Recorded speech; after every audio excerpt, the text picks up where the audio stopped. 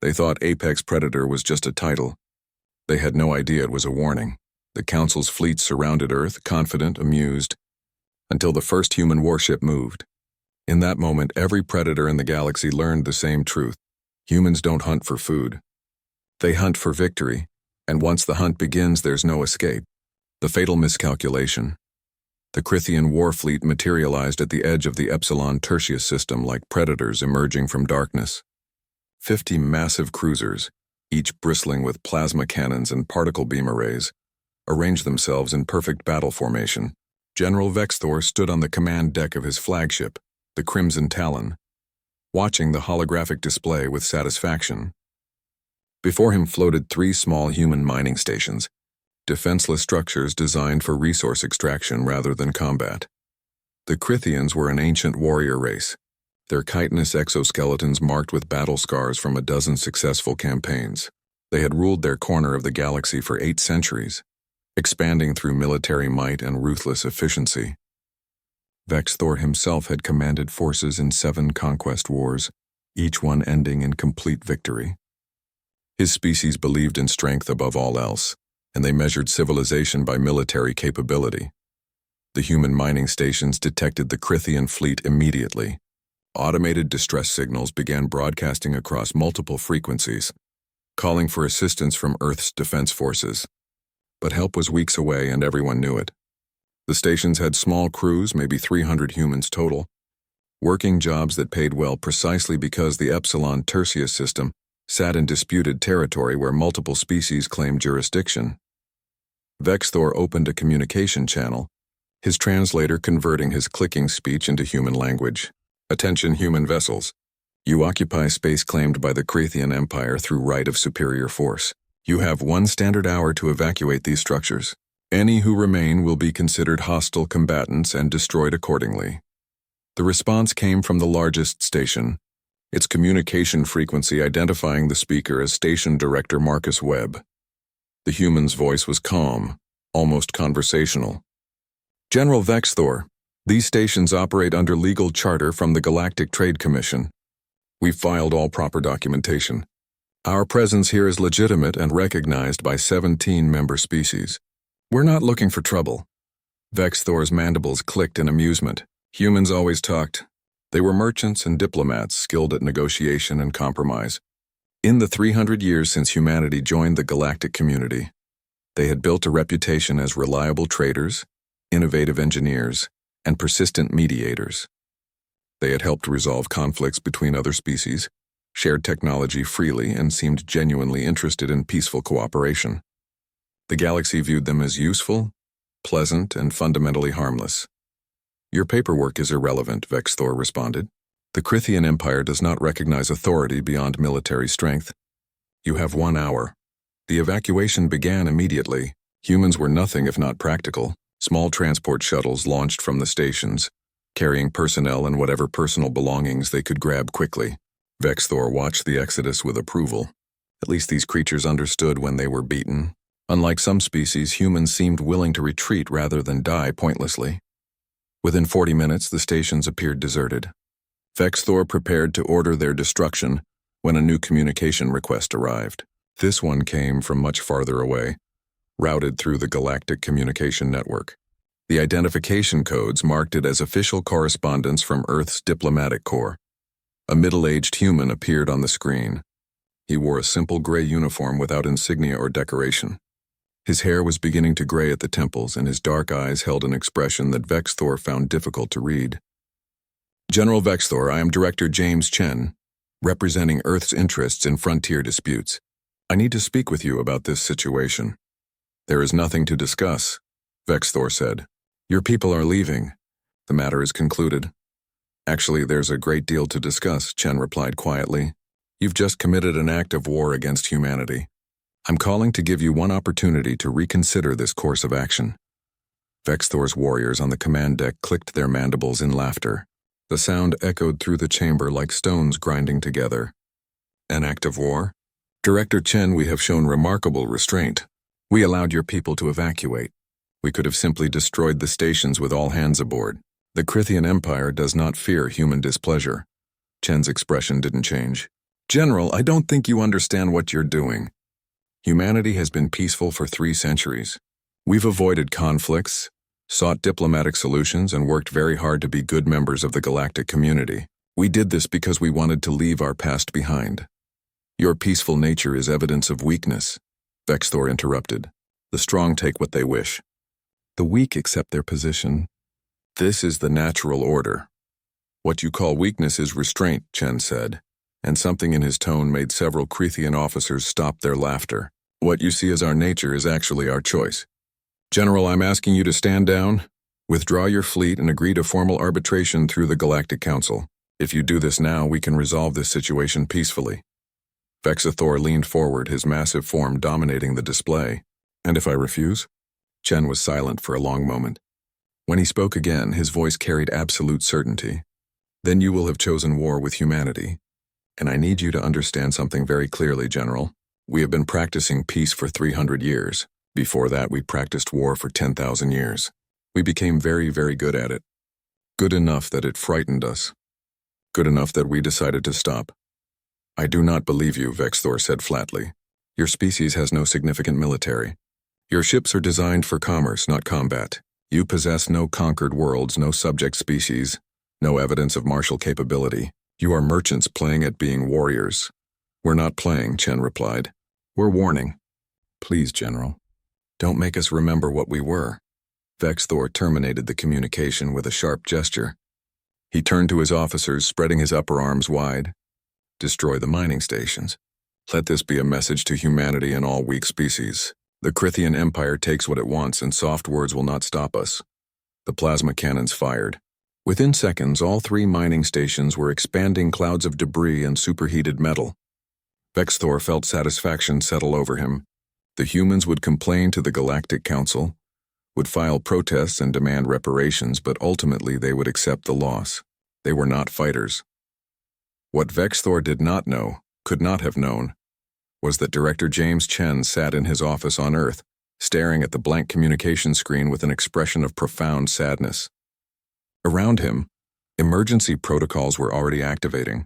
Military bases that had served as training facilities for 3 centuries suddenly revealed their true purpose.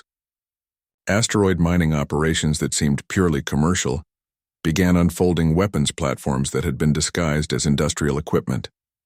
Ships that appeared to be cargo haulers started shedding their outer hulls, revealing warship frames beneath. Across human space, from the core worlds to the frontier colonies, a transformation was beginning. Museums opened sealed archives. Veterans who had lived peacefully for centuries reported to activation centers. Factories designed with hidden dual purposes started switching production lines. And in military academies, instructors began teaching lessons that had been preserved, but never forgotten. Humanity had spent 300 years hoping they would never need to use these preparations. But they had prepared nonetheless because humans remembered their history. They remembered what they were capable of. They remembered what war meant. And now, because of one general's arrogance, they were about to teach the galaxy why they had worked so hard to avoid this moment. The Crethian Empire had just made the last mistake it would ever make. The reckoning 6 months after, General Vexthor destroyed the mining stations at Epsilon Tertius. The Crethian Empire was dying. Not from a single catastrophic defeat, not from overwhelming force, but from something far more insidious. They were being systematically dismantled by an enemy they still didn't fully understand. Vexthor stood in the Imperial War Room, surrounded by holographic displays showing the deteriorating strategic situation. Red indicators marked Crethian losses. Blue markers showed human positions. And the blue was everywhere, spreading like a disease through territory the Crethians had held for centuries. The first month had been confusing. Human ships appeared in systems the Crethians considered secure, striking supply convoys and communication relays before vanishing. The attacks were surgical, precise, targeting infrastructure rather than population centers. Crethian battle fleets would rush to respond, only to find empty space and destroyed objectives. It was warfare without honor, without pitched battles where strength could decide outcomes. 17 minutes? Vexthor's voice was hollow. The Fifth Fleet consisted of 23 warships, veteran crews, and state-of-the-art weapons. What happened? Electronic warfare on a scale we've never encountered, Kreshnal explained. The humans jammed our sensors, disrupted our targeting systems, and coordinated attacks with precision we cannot match. They used the nebula's radiation to mask their approach, struck from multiple vectors simultaneously, and withdrew before we could mount an effective response. Our ships were functionally blind throughout the engagement. Vexthor felt something he had never experienced in 7 previous wars. Doubt. The Krithians had prepared for overwhelming force, for massed fleets and planetary bombardments. They understood wars of conquest and territorial expansion, but the humans fought a different kind of war, one that attacked logistics, morale, and strategic depth rather than military units directly. The human fleet doctrine was unlike anything in Krithian experience. Their ships were smaller, faster, and built around principles of evasion rather than durability. They traveled in dispersed formations that made them difficult to target effectively. They used electronic warfare as a primary weapon, turning the Krithian advantage in heavy firepower into a liability when those weapons couldn't acquire targets. Most frustratingly, they seemed to know where every Krithian ship would be before it arrived. How are they predicting our movements? Vexthor demanded. Our encryption is theoretically unbreakable. Our communication protocols change daily. Kreshnal displayed a report that made Vexthor's heart sink. They're not breaking our encryption, General. They're analyzing patterns in our logistics, in our supply requests, in our maintenance schedules. They've studied our doctrine so thoroughly, they can predict what we'll do before we know ourselves. They understand how we think. The 4th month brought a new development that shattered what remained of Krithian confidence. Human ground forces began appearing on contested worlds, but not to conquer. Instead, they contacted populations the Krithians had subjugated, offering protection and alliance. Species that had served the Empire for generations suddenly had an alternative, and many were accepting it. The humans didn't demand tribute or submission. They offered mutual defense pacts, technology sharing, and genuine partnership. It was everything the Krithian Empire was not, and it was devastatingly effective. Within weeks, 3 subject species had openly rebelled, protected by human military forces that made Krithian retaliation impossible. By the 5th month, Vexthor was facing reality he couldn't escape. The Empire's military was combat ineffective. Supply chains were collapsed. Allied species were abandoning them. The economy was in freefall, and human forces continued their relentless, methodical dismantling of everything the Krithians had built. What made it worse was that humanity was being careful. They weren't massacring Krithian populations or destroying worlds. They were specifically, deliberately avoiding the kind of atrocities that would justify continued resistance. They were showing restraint even in victory, which somehow made the defeat more humiliating. The communication request arrived on a civilian frequency, unencrypted and broadcast openly. Director James Chen appeared on the display looking exactly as he had 6 months ago. The same gray uniform, the same calm expression, the same dark eyes that now seemed to see directly into Vexthor's soul. General Vexthor, Chen said quietly, I think it's time we talked about ending this. Vexthor wanted to refuse, to maintain some dignity in defeat. But he had responsibilities beyond pride. His people were suffering, his empire was dying, and continuing this war would only make things worse. What are your terms? Vexthor asked, his voice barely above a whisper. Chen's response was surprisingly gentle. Full cessation of hostilities, immediate withdrawal from all disputed territories, reparations for damages, and most importantly, genuine participation in the galactic community. No more conquest, no more subjugation. You join us as equals or you remain isolated. Those terms are generous, Vexthor admitted. Why show mercy? Because we remember what it's like to lose, Chen said. We've been on both sides of wars like this. We've won and lost, conquered and been conquered. We learned that victory without reconciliation just creates the next war. We don't want to fight you again, General. We want you to understand why this happened so it never happens again. Vexthor was silent for a long moment. You warned me. I didn't listen. No, you didn't, Chen agreed. You made assumptions based on surface observations. You thought our peace meant weakness. You couldn't imagine that a species might choose restraint over violence. That was your mistake, and it cost both our peoples dearly. What happens now? Vexthor asked. Now you announce the ceasefire, Chen said. Then we begin the hard work of building trust. Cultural exchanges, joint scientific projects, Genuine cooperation. We'll teach you about humanity, and you'll teach us about the Crithians. In a generation, maybe two, this war will be remembered as the mistake that brought us together rather than the conflict that defined us. Vexthor looked at the human on his screen and finally understood. Humanity hadn't just defeated the Crithian Empire militarily. They had defeated the entire philosophy of strength through conquest. They had proven that intelligence, adaptability, and strategic patience were more powerful than raw military might. They had shown that true strength lay in choosing when to fight and when to extend mercy. "I will order the ceasefire," Vexthor said, "and I will accept your terms. But I have one question, Director Chen. Why did humanity become so good at war?" Chen's expression grew sad. "Because we practiced on ourselves for 10,000 years. We fought wars that killed millions, developed weapons that could destroy our entire world and came very close to extinction several times.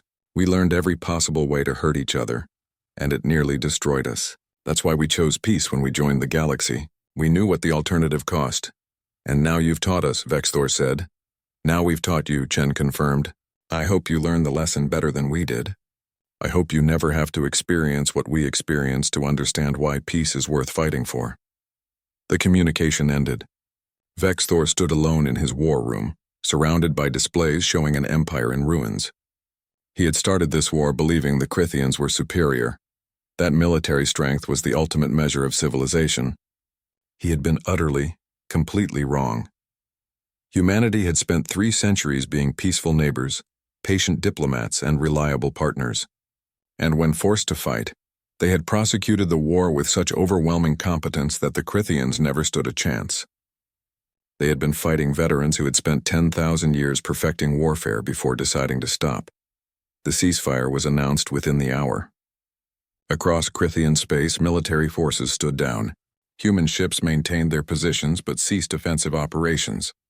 And slowly, carefully, the process of building peace began. The galaxy watched and learned. Humanity had proven they were deadly when threatened but merciful in victory. They were patient in peace but terrifyingly efficient in war. And, most importantly, they genuinely wanted cooperation over conflict. It was a lesson the Crithians would never forget, and one that would reshape galactic politics for generations to come. The species that tried so hard to avoid war had reminded everyone why they had made that choice, and the galaxy was better for it.